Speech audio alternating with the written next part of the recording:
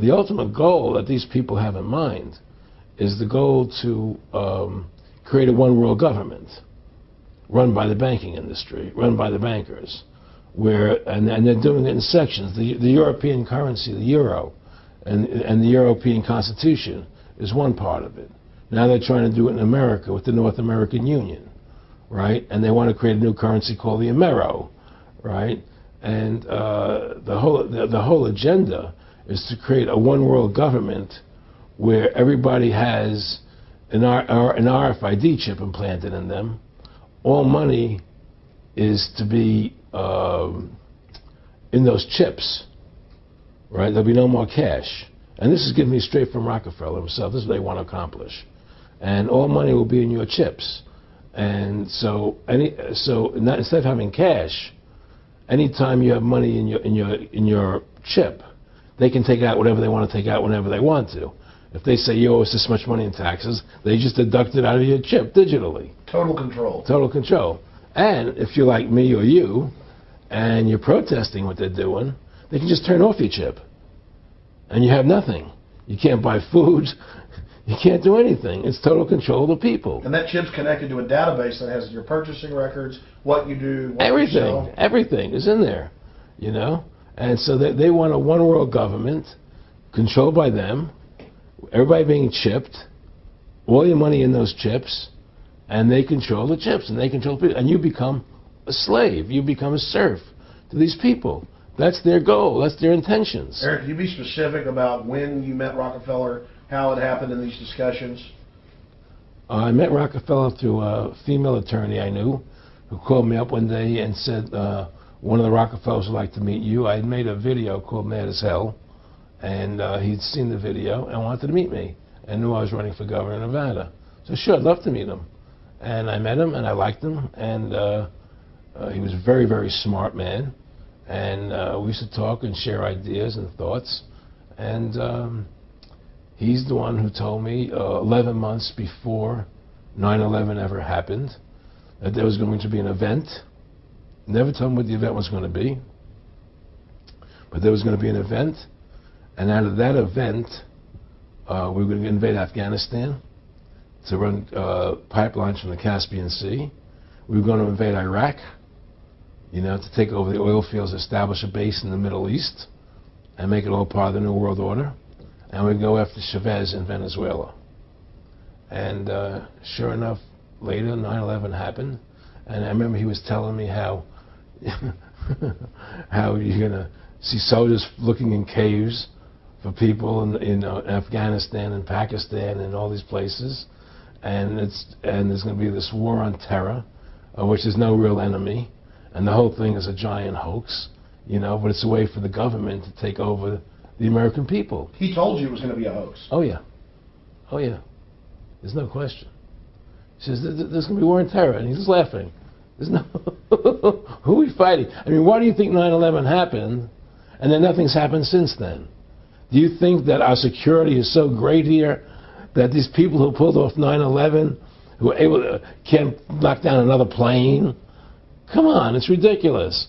9/11 was done by people in our own government and our own banking system to perpetuate the fear of the American people into subordinating themselves to anything the government wants them to do.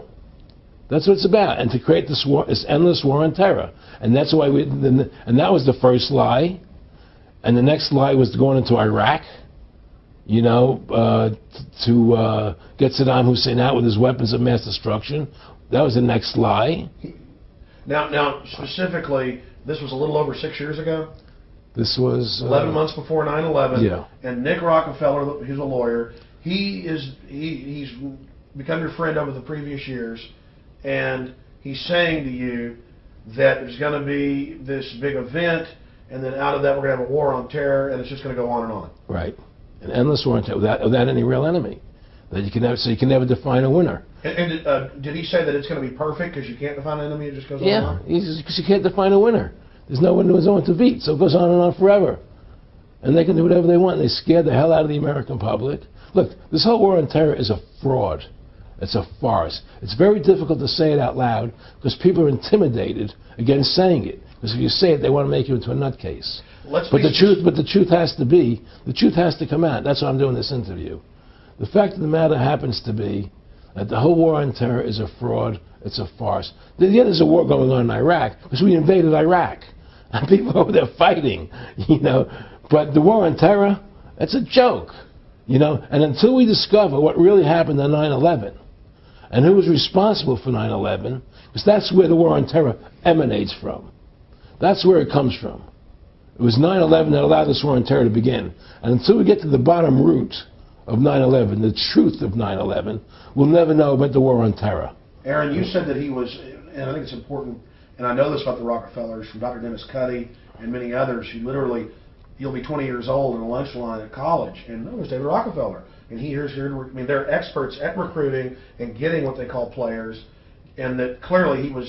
I mean, I want to make it specific and just get you to reiterate what you said last night about you got 30% of the vote, you were having an effect, you made mad as hell. They knew that you'd started the Constitution Party. Yeah. They knew that you were somebody who was taking action and getting things done. You'd already made some big films, had a lot of other successes. Right. So they were trying to recruit you, and didn't it come down to the point of, hey, we are here to recruit you, and don't worry, your chip's going to say, don't mess with us. You know, this guy's don't touch. Yeah, yes, that did happen. I was definitely being recruited.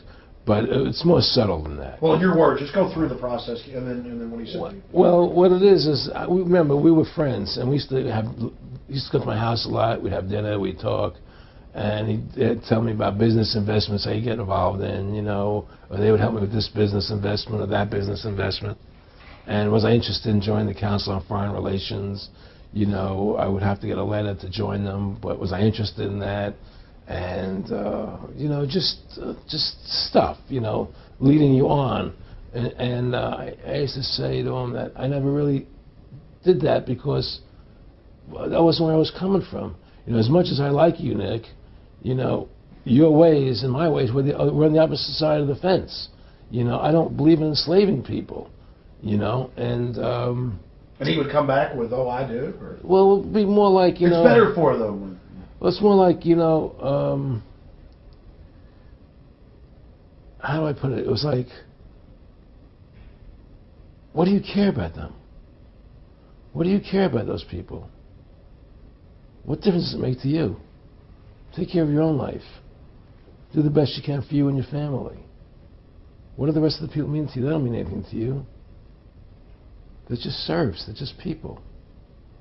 You know, it was just a lack of caring, you know, and that's just not who I was. It was just sort of like cold, you know. It was just like cold, you know. And I used to say to him, what's the point of all this? You have all the money in the world you need. You have all the power you need. What's the point? You know, what's the end goal? And he said the end goal is to get everybody chipped, to control the whole society, to have the bankers, the elite people, you know, the bankers and some governor controlling the world. And I said, do all the people in the Council on Foreign Relations believe this way you do? He said, no. You know, most of them believe they're doing the right thing. A lot of them believe it's better off being socialistic. You know, we have to convince people that socialism is really capitalism. Because America is becoming a socialist country. It's a communist country today. Well, one of the things they told me was that he was at the house one night, and he would talk, and he started laughing. He said, "Aaron, what do you think women's liberation was about?" And I said, I had pretty conventional thinking about it at that point. I said, I think it's about women having the right to work, getting equal pay with men, just like they won the right to vote.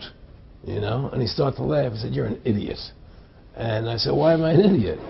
He said, let me tell you what that was about. We, the Rockefellers, funded that. We funded Women's Lib, you know? And we're the ones who got all over the newspapers and television, the Rockefeller Foundation. He says, and you want to know why? He said, there were two primary reasons. And they were, one reason was we couldn't tax half the population before Women's Lib. And the second reason was, now we get the kids in school at an early age. We can indoctrinate the kids how to think. It breaks up their family. The kids start looking at the state as the family, as the school, as the officials, as their family, not as the parents teaching them. And so those are the two primary reasons for women's lib, which I thought up to that point was a noble thing. You know, when I saw their intentions behind it, where they were coming from when they created it, the thought of it, I saw the evil behind what I thought was a noble adventure.